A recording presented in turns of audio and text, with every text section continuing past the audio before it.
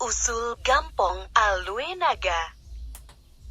Pada zaman dahulu, Aceh masih berdiri sebagai sebuah kerajaan. Pada masa pemerintahan Sultan Murah, terjadi keresahan di sebuah tempat di pinggiran kota raja. Sultan Murah kemudian mengunjungi tempat tersebut untuk mengetahui permasalahan yang terjadi. Tuanku, akhir-akhir ini banyak terjadi keanehan di sebuah bukit Lamyong. Banyak ternak yang hilang saat kami gembalakan di sana. Selain itu, bukit Lamyong kadang-kadang menyebabkan gempa, sehingga membahayakan orang-orang yang berada di bawahnya. Sejak kapan hal itu terjadi? Keanehan itu terjadi sejak menjelang meninggalnya ayahanda tuanku, Sultan Alamsyah. Sultan Murah kemudian kembali ke istana dan berbicara dengan sahabatnya Renggali. Renggali adalah putra dari Raja Linge. Raja Linge sendiri merupakan sahabat dari Sultan Shah Alam, ayahanda dari Sultan Murah. Aku sangat heran dengan bukit yang ada di Lamyong itu. Mengapa ada bukit memanjang di sana? Padahal di sekitarnya dahulu hanyalah rawa-rawa yang selalu berair. Menurut cerita orang-orang di sana, bukit tersebut muncul secara tiba-tiba pada suatu malam. Kakanda saya, Raja Linge Muda, menaruh curiga ketika pertama kali melihat bukit tersebut dalam perjalanan ke kota raja. Bukit itu seolah-olah memanggilnya. Pergilah ke bukit itu. Cari tahu sebenarnya apa yang terjadi dengan bukit di Lamyong itu. Renggali memeriksa setiap sudut bukit di Lamyong tersebut, dari selatan hingga ke utara dekat laut. Renggali merasa bukit tersebut sangat aneh. Renggali terus memeriksa bukit tersebut dengan berjalan mendaki bagian atas bukit. Renggali terkejut karena tiba-tiba merasakan air mengalir di kakinya. Saking terkejutnya, Renggali melompat ke bawah sambil berguling-guling. Bukit yang aneh. Renggali semakin merasakan keanehan dengan bukit tersebut. Maafkan hamba, putra Raja Linge. Siapa kamu? Renggali semakin heran bahwa bukit tersebut bisa bicara. Hamba adalah Naga Hijau, sahabat dari ayahanda tuanku. Kamukah itu Naga Hijau? Lalu, di mana ayahku?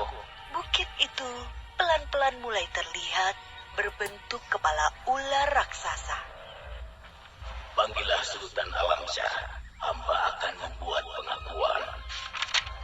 Renggali segera kembali ke istana dan menemui Sultan Murah. Jadi bukit itu ternyata Naga Hijau yang menghilang bersama ayahmu. Mengapa dia ingin menemui ayahku? Apakah dia belum tahu Sultan sudah wafat?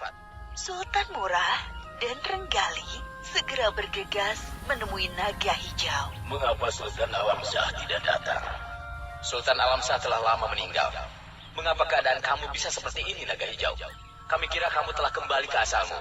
Tetapi, di mana Raja Linge? Bukit tersebut bergemuruh mengeluarkan suara menggelegar. Hukumlah hamba, Sultan Merah. Hamba sudah mengkhianati Sultan Alamsyah. Hamba sangat pantas dihukum. Hamba sudah memakan semua kerbau putih hadiah Tuan Tapa untuk Sultan Alamsyah. Dan hamba sudah membunuh Raja Linge. Bagaimana kamu bisa membunuh sahabatmu sendiri? Sultan Alam awalnya memerintahkan hamba untuk mengantar hadiah berupa pedang untuk sahabat-sahabatnya. Semua pedang tersebut sudah hamba sampaikan, kecuali untuk Raja Linge dan Tuan Tapa. Maka hamba mengunjungi Raja Linge terlebih dahulu. Kebetulan beliau juga berniat mengunjungi Tuan Tapa untuk mengambil obat istrinya. Sesampainya di tempat Tuan Tapa, beliau menitipkan kepada hamba 6 ekor kerbau putih besar dan gemuk untuk Sultan Alamsyah. Karena ada titipan dari Tuan Tapa, maka Raja Linge memutuskan untuk ikut mengantarkan ke kota raja. Karena itu kami memutuskan untuk ke Linge terlebih dahulu, mengantarkan obat untuk istrinya. Lalu apa yang terjadi? Di sepanjang jalan, hamba tergiur memakan daging kerbau yang gemuk itu. Maka hamba mencuri 2 ekor dan memakannya. Raja Linge kemudian panik dan bertanya siapa pencurinya. Hamba memfitnah oleh si Raja Harimau. Akibatnya, Raja Linge membunuh Kule. Di perjalanan dari Linge menuju kota raja, kami beristirahat di tepi sungai Besangan. Hamba kembali mencuri 2 ekor kerbau dan memakannya.